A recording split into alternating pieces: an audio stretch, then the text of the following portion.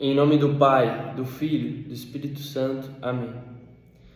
Inspirai, Senhor, nossas ações e ajudai-nos a realizá-las, para que em vós comece e para vós termine tudo aquilo que fizermos. Por Cristo, Senhor nosso. Amém.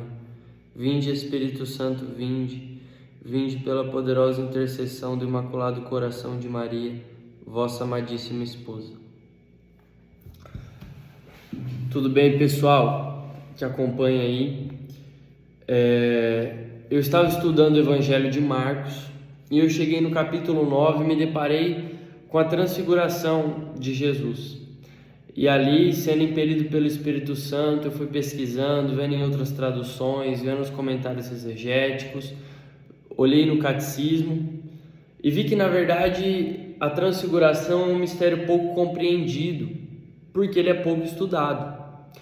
A gente no Terço Luminoso, geralmente quinta-feira, a gente reza, contempla esse mistério, pensa em tudo que aconteceu, mas não entende o sentido espiritual que ele traz para a nossa vida cristã. E eu estou gravando esse vídeo agora, hoje é dia 31, ou dia 1, não, hoje é dia 1 de abril, porque é meia-noite já, passou da meia-noite. E então, amanhã é quinta-feira santa, depois é sexta-feira santa. Então eu vi que o mistério da transfiguração é muito necessário para esse tempo litúrgico que nós estamos vivendo. Então eu queria trazer esse vídeo para que você assistisse ele e que a partir desse vídeo você possa viver uma Semana Santa melhor. Amém? Beleza. Eu vou só contextualizar algumas coisas. Antes de Jesus se transfigurar no Monte Tabor, ele estava passando por alguns problemas com os discípulos. Esses problemas eram, por exemplo, a confusão messiânica. O que é a confusão messiânica? Pedro tinha acabado de confessar sua fé. Jesus perguntou: "E vós, quem dizeis que sou?" E Pedro disse: "Tu és o Cristo, o Filho do Deus vivo." Então, Pedro confessa sua fé, mas que tipo de Cristo, que tipo de Messias Pedro estava querendo dizer? Ora, naquele momento, eles passavam por uma dificuldade de compreender a verdadeira missão, o verdadeiro sentido da vinda do Cristo. Eles enxergavam Jesus como um Messias que viria para libertar o povo de Israel, o povo judeu, do Império Romano, da dominação romana. Então eles, como povo eleito, o povo que foi escolhido para a salvação, eles acreditavam que o Messias viria como alguém glorioso, que fosse libertar. Os exegetas falam sobre a vinda triunfalista de Jesus, e Jesus começa a ver que fala: não, eu vim para libertar, mas de algo muito maior. Jesus veio para nos dar a vida, e vida em abundância. E quando Jesus falava, por exemplo, sobre a vida em abundância, eles pensavam somente no sentido físico, material. Mas vida em abundância vai muito além disso. Jesus veio para nos libertar do pecado, não de uma dominação romana. Então, Jesus veio para este povo, mas este povo não acolheu a salvação. Então, a salvação se estendeu a todos nós. Beleza. Vamos ler então. Pegue sua Bíblia, abra no Evangelho de Marcos, capítulo 9, versículo 2. Quem tiver com preguiça, escuta o que eu vou falar e presta atenção. 6 dias depois, Jesus tomou consigo Pedro, Tiago e João e conduziu-os a sós a um monte e transfigurou-se diante deles. Suas vestes tornaram-se resplandecentes, de uma brancura tal que nenhum lavadeiro sobre a terra as pôde fazer assim tão brancas. Apareceram-lhes então Elias e Moisés, e falavam com Jesus. Pedro tomou a palavra: "Mestre, é bom para nós estarmos aqui. Faremos 3 tendas, uma para ti, outra para Moisés, outra para Elias." Com efeito, não sabia o que falava, porque estavam sobremaneira atemorizados, cheios de temor. Formou-se então uma nuvem que os encobriu, e com sua sombra a nuvem soltou uma voz: Este é o meu filho muito amado, ouvi-o. E olhando eles logo em derredor, já não viram ninguém, senão só Jesus com eles. Ao descerem do monte, proibiu-lhes Jesus que contassem a quem quer que fosse o que tinham visto, até que o Filho do Homem houvesse ressurgido dos mortos. Palavra da salvação, glória a vós, Senhor. Então vamos entender o que aconteceu. Jesus pegou 3 discípulos, os 3 que ele deu um novo nome, que ele chamou João e Tiago de filhos do trovão e Cefas de Pedro.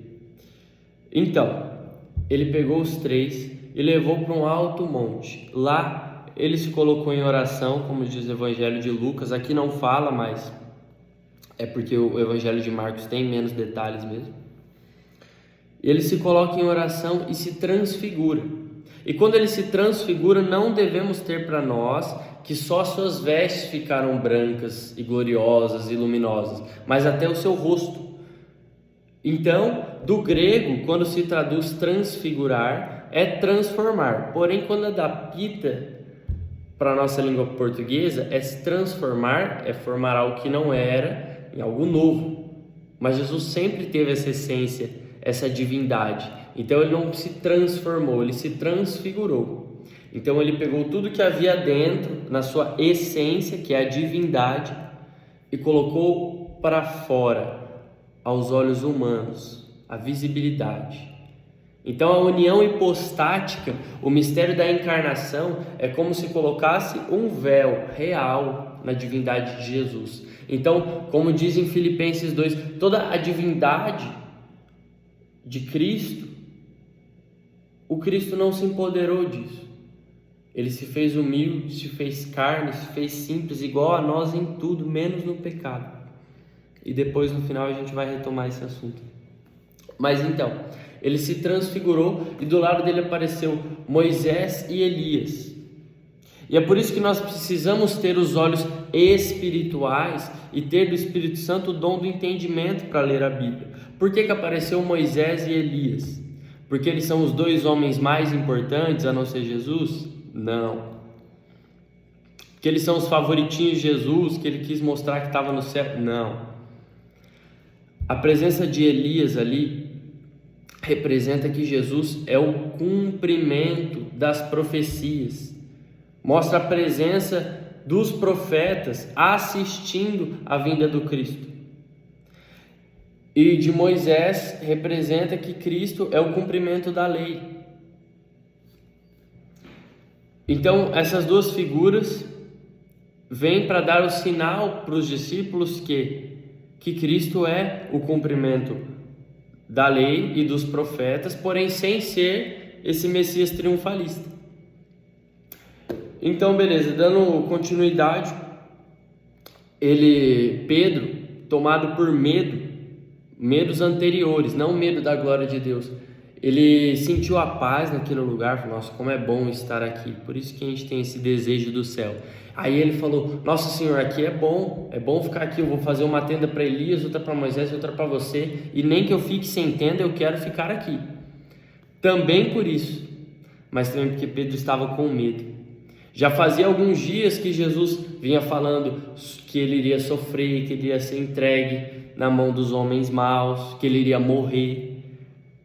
Então Pedro estava ali caminhando com Jesus, mas aquela angústia dentro de si, falando: meu Deus, esse homem falou que vai morrer, o que vai ser de nós? Será que ele vai morrer mesmo? Eu acho que não, espero que não. Então nesse medo Pedro falou: não, então ele falou que vai morrer em Jerusalém, então vamos ficar aqui. E depois Jesus vai repreender isso de uma forma, eu vou explicar. Jesus volta da sua glória, como se eles piscassem os olhos e estivesse aquele Jesus, como eles conheciam humanamente. Os profetas, Moisés e Elias tinham ido embora. E eles começam a descer o monte. E Jesus pede: não contem a ninguém até que o Filho do Homem tenha se ressurgido dos mortos. Por que ele pediu para guardar em segredo? Porque eles na hora não iam ter o discernimento, eles não iam conseguir compreender. Então era melhor que eles proclamassem a transfiguração de Jesus após a ressurreição. Então vamos analisar os fatos. Eu dividi em duas ideias. A primeira é curta. Já pararam para pensar a relação que isso tem com o batismo de Jesus? No batismo de Jesus ocorre uma manifestação da Trindade. O Filho sendo batizado, a pomba sobrevoando o lugar que é o Espírito Santo e a voz que ecoa do céu: este é meu Filho muito amado, o qual eu pus a minha afeição. Isso que ocorreu no batismo de Jesus. E agora na transfiguração, o que ocorre? O Filho revestido da glória, se transfigurando, o Pai proclamando a voz, dizendo: este é meu Filho muito amado, ouvi-o.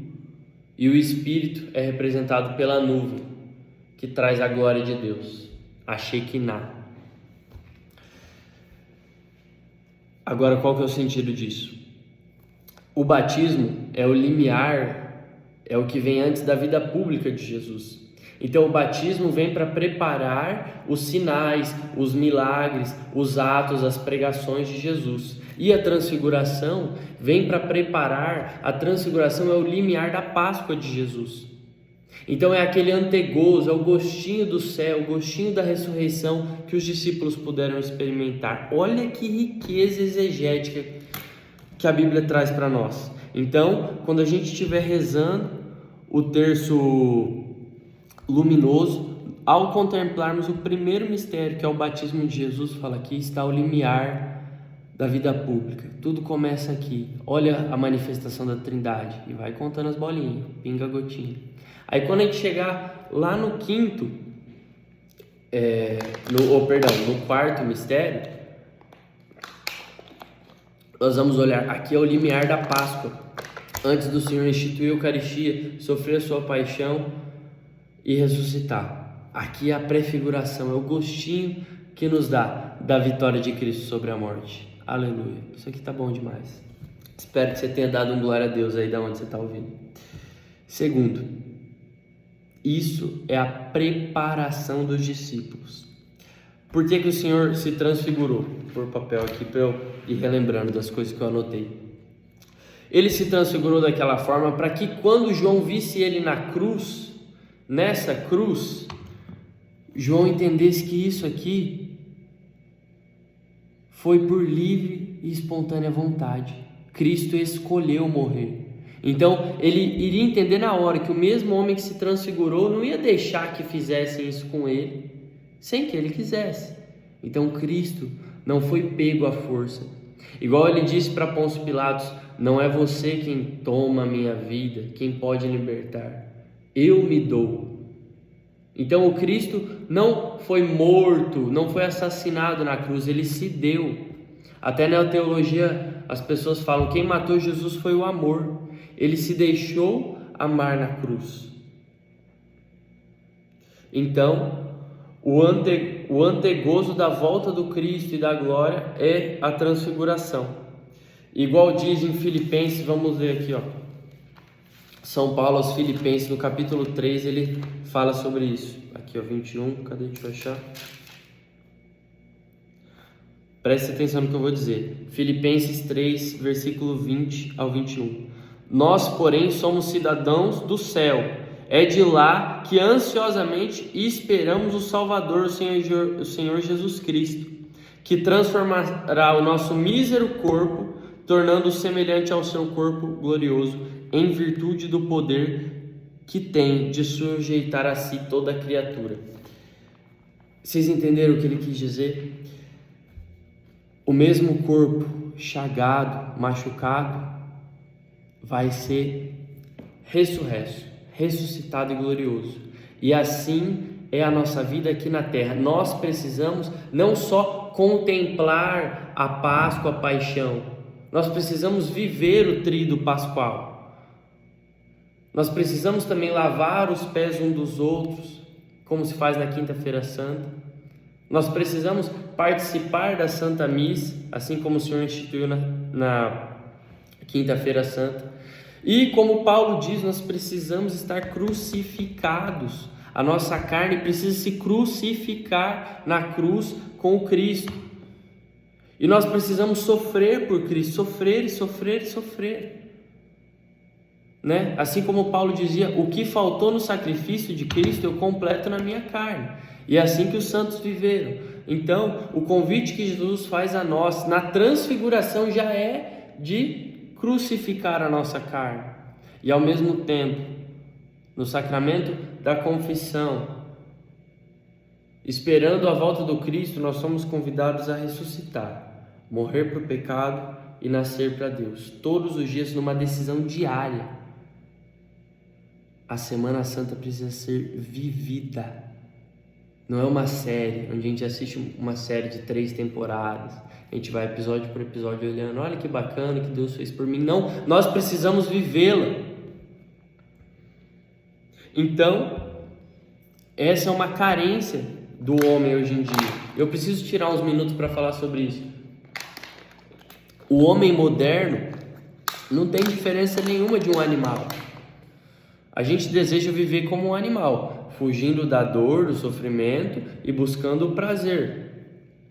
Então, até os católicos baseiam a sua fé só nas coisas gostosas. Nós queremos o Cristo, mas assim como Pedro, nós queremos só o Cristo na montanha, no Monte Tabor. Então Pedro pediu, falou: Senhor, eu quero ficar aqui, eu quero ficar só no sensacionalismo, na fé onde eu vejo a sua transfiguração. E Jesus negou esse pedido, e Ele nega esse pedido a você, que pede só as consolações de Deus. Ele negou esse pedido. É como se espiritualmente Ele dissesse para Pedro: Pedro, nós não vamos ficar na montanha, desce e vai servir na terra, e vai sofrer na terra, e vai morrer na terra. E Pedro morreu crucificado. O mesmo homem que buscava o prazer e queria fugir do sofrimento, fugir da subida a Jerusalém, e só queria subir ao Monte Tabor para a transfiguração, pela ação do Espírito Santo, esse homem foi capaz de morrer por Cristo e de sofrer por Cristo. E esse homem foi o primeiro Papa, e ele vive nessa espiritualidade até hoje através do Papa Leão, e que nunca vai morrer, porque as portas da igreja irão prevalecer e as portas do inferno não. Pedro vive. Este homem, Cefas, foi transformado pela ação do Espírito Santo. Esse homem que negou Jesus 3 vezes, que desejava não sofrer, esse homem escolheu sofrer e morrer por Cristo pela ação do Espírito Santo.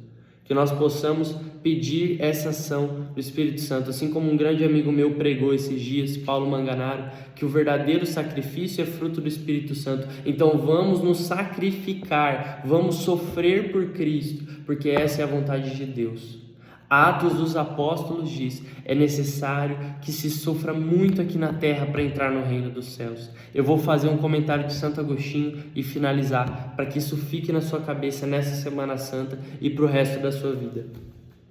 Santo Agostinho disse: a vida desceu para a terra para morrer. Ele está falando sobre a encarnação de Cristo.